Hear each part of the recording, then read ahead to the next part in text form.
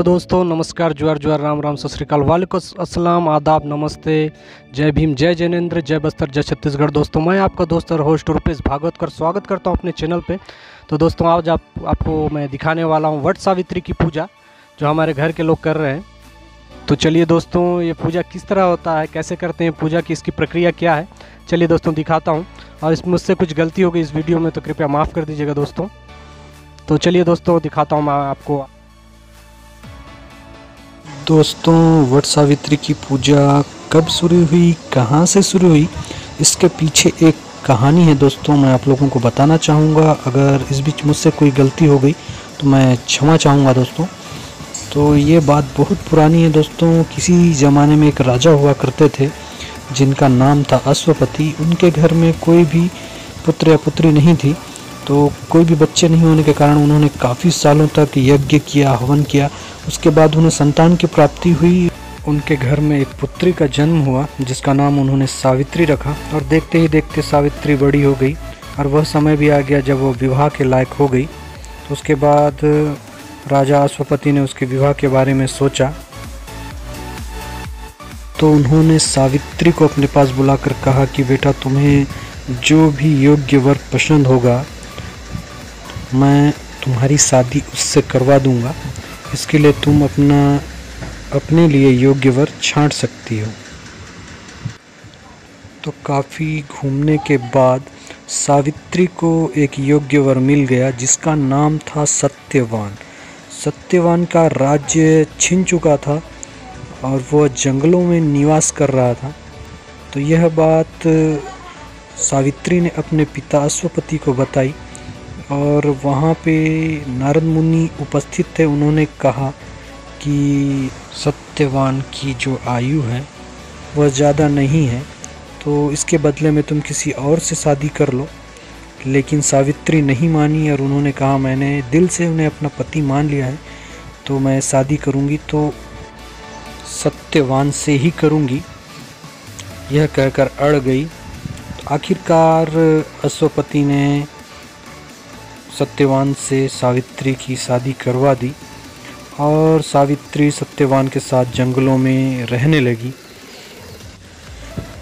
और देखते ही देखते वह समय भी नज़दीक आ गया जिस चीज़ का सावित्री को डर था। सत्यवान की मृत्यु का समय नज़दीक था। इसे देखते हुए सावित्री ने 3-4 दिन पहले से ही व्रत रखना चालू कर दिया। और जिस दिन सत्यवान की मृत्यु होने वाली थी उस दिन सावित्री ने स्वयं सत्यवान के साथ जंगल जाने की जिद की और सत्यवान के साथ जंगल चली गई। और वहाँ पे लकड़ी काटते वक्त सत्यवान के सिर में दर्द होने लगा। तो सावित्री समझ गई कि इनका अंतिम समय निकट आ गया है। तो सावित्री ने अपने गोद में सत्यवान के सिर को रखकर उन्हें अपने पास सुला लिया। और तभी अचानक देखा कि सामने से साक्षात यमराज चले आ रहे हैं। यमराज को देखकर सावित्री ने उन्हें प्रणाम किया और यमराज सत्यवान के प्राण हरकर आगे चल दिए। और यह देखकर सावित्री भी यमराज के पीछे पीछे चलने लगी। सावित्री को अपने पीछे आता देखकर यमराज ने कहा कि सावित्री, तुम मेरे पीछे क्यों आ रही हो, तुम यहाँ से चली जाओ। पर सावित्री नहीं मानी। इस पर यमराज ने कहा कि सावित्री, तुम बदले में मुझसे कोई वरदान मांग लो और वापस चले जाओ। तो वरदान में सावित्री ने मांगा कि मेरे अंधे सास ससुर के आँखों की रोशनी उन्हें वापस मिल जाए। तो यमराज ने आशीर्वाद दिया और आगे को चल दिए। लेकिन फिर सावित्री उनके पीछे पीछे चलने लगी। यह देखकर फिर यमराज ने कहा कि तुम वापस लौट जाओ और बदले में एक वरदान मैं तुम्हें और देता हूँ, जो मांगना चाहो मांग लो।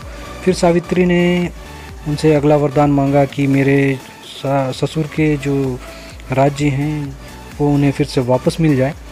तो फिर यमराज ने उन्हें आशीर्वाद दिया और कहा कि तुम्हारे ससुर को तुम्हारा राज्य वापस मिल जाएगा। यह कहकर फिर यमराज आगे को चलने लगे। फिर देखा कि सावित्री फिर उनके पीछे चल रही है। यह देख के यमराज परेशान हुए और उन्होंने कहा कि फिर से एक वरदान मैं तुम्हें देता हूँ, जो मांगना है मांग लो और उसके बाद तुम यहाँ से वापस लौट जाओ। यह सुनकर सावित्री ने सर हिलाया और कहा कि मुझे यह वरदान चाहिए कि मुझे अपने पति सत्यवान से 100 पुत्रों की या बच्चों की प्राप्ति हो। तो यह वरदान यमराज ने उन्हें दे दिया और वरदान देते ही असमंजस की स्थिति में फंस गए कि मैंने ये क्या कर दिया, और जब तक सत्यवान उनके साथ नहीं होगा तब तक उन्हें बच्चों की प्राप्ति कैसे होगी। यह दुविधा में फंसते ही यमराज ने उन्हें आशीर्वाद दिया और उन्हें सत्यवान के प्राण लौटा दिए। उसके बाद सावित्री ने सत्यवान के साथ वापस आई। उसके बाद अपने राज्यों में जाके वे हंसी खुशी से रहने लगे। तो दोस्तों ये थी एक कथा, और मुझसे कोई गलती हो गई या भूल चूक हो गई होगी तो कृपया माफ़ कर दीजिएगा। इस चैनल को जल्दी सब्सक्राइब कीजिए दोस्तों, और नेक्स्ट वीडियो में जल्दी मिलते हैं। थैंक यू दोस्तों।